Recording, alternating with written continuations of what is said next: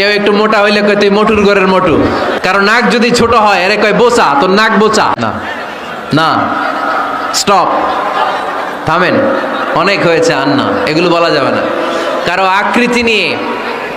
আকৃতি নিয়ে খোটা দেয়া, ঠাট্টা করা, এটা স্বয়ং আল্লাহর সাথে ঠাট্টা করার শামিল, ঠিক কিনা?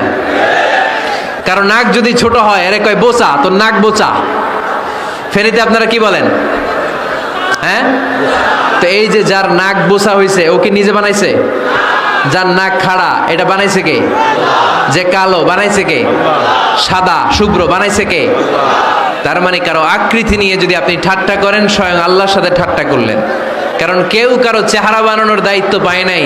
মাতৃগর্ভে থাকতেই আমাদের চেহারার আকৃতিগুলো দান করেছে কে? হুয়াল্লাযী ইউসাউইরুকুম ফিল আরহামি কাইফা ইয়াশা লা ইলাহা ইল্লা হুয়াল আজিজুল হাকীম। তিনি এমন সত্তা, তোমরা যখন তোমাদের মায়ের পেটের ভেতরে ছোট্ট একটা ভ্রূণ কণা ছিলা, তখনই তোমাদের চেহারার আকৃতি দিয়েছে কে? মায়ের পেটে থাকতেই কে ছেলে হবে, কে মেয়ে হবে, কে সুশ্রী হবে, কে শ্যামলা হবে, কার নাক লম্বা হবে, কারটা খাটো হবে, এগুলো ফিক্স করে রেখেছে কে? এজন্য কখনো কারো চেহারা, কারো আকৃতি নিয়ে ঠাট্টা বিদ্রুপ করা যাবে না।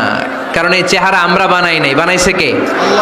প্রত্যেককে যদি আল্লাহ তাআলা প্রত্যেকের নিজের চেহারা ডিজাইন দেওয়ার সুযোগ দিত, তাহলে আমরা আমাদের চেহারা কি এরকম বানাইতাম?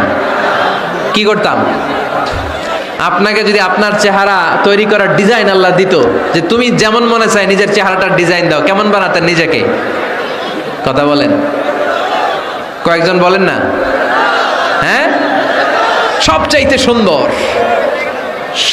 সুন্দর করে আমি আমার অবয়বটাকে তৈরি করতাম।